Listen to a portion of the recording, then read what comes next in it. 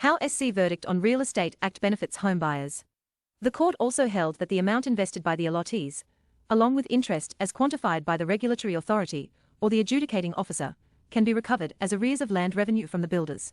The judgment came on a batch of civil appeals filed against the dismissal of writ petitions by promoters of real estate developers by the Allahabad High Court.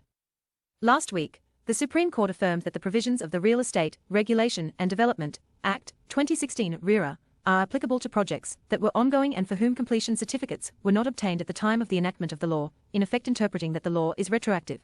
The court also held that the amount invested by the allottees, along with interest as quantified by the regulatory authority or the adjudicating officer, can be recovered as arrears of land revenue from the builders. Aimed at protecting homebuyers, the ruling brings a major relief for the buyers, speeds up the resolution process, and makes it difficult for state governments to dilute the intent of the law. The judgment came on a batch of civil appeals filed against the dismissal of writ petitions by promoters of real estate developers by the Allahabad High Court. Which projects are covered when the law is applied retrospectively? Under Chapter 2 of the Act, registration of real estate projects was mandatory. It mandated that for projects that were ongoing on the date of commencement of the Act, specifically projects for which the completion certificate had not been issued, the promoters shall be under obligation to make an application to the authority for registration of the project. From the scheme of the Act 2016, its application is retroactive in character, and it can safely be observed that the projects already completed or to which the completion certificate has been granted are not under its fold and therefore, vested or accrued rights, if any, in no manner are affected. At the same time, it will apply after getting the ongoing projects and future projects registered under Section 3 to prospectively follow the mandate of the Act 2016, the Supreme Court bench of Justices Uday Umesh Lalit, Ajay Rastogi and Anirudh Bose ruled. Projects that received their completion certificate prior to enactment of RERA, however, are not covered by the law. What must builders do for filing an appeal? The Supreme Court affirmed that it is mandatory for real estate developers to deposit at least 30% of the penalty ordered by the regulator, or the full amount, as the case may be, before they challenge any RERA order under Section 43(5).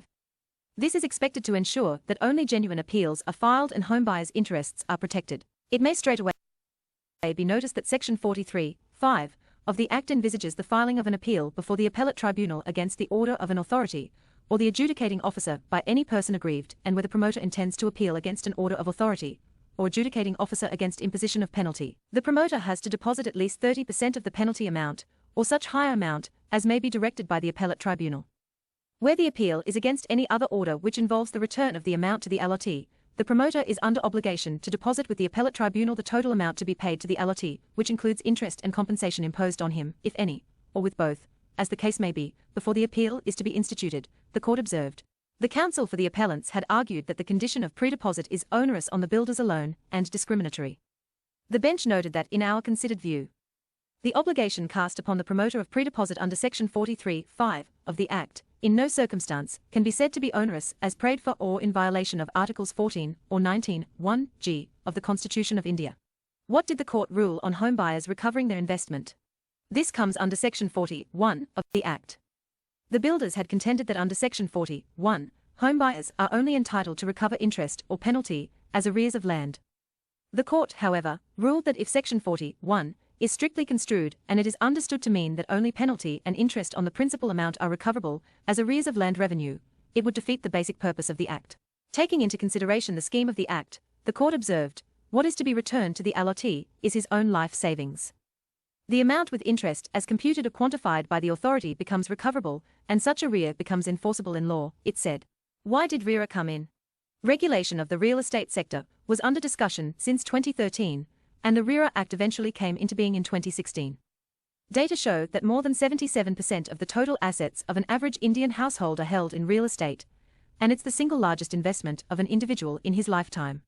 Prior to the law, the real estate and housing sector was largely unregulated, with the consequence that consumers were unable to hold builders and developers accountable. The Consumer Protection Act, 1986 was inadequate to address the needs of homebuyers. RERA was introduced with the objective of ensuring greater accountability towards consumers, to reduce frauds and delays, and to set up a fast-track dispute resolution mechanism. So far, 34 states and union territories have notified rules under RERA, while its implementation in Nagaland is under process. West Bengal has enacted its own legislation, West Bengal Housing Industry Regulation Act, 2017, RERA, instead of notifying rules under RERA. 30 states have set up real estate regulatory authorities, and 26 have set up real estate appellate tribunals, as per the latest data available with the Ministry of Housing and Urban Affairs. As of July 23, 67,669 real estate projects and 52,284 real estate agents have been registered under RERA, and 70,601 complaints have been disposed by real estate regulatory authorities.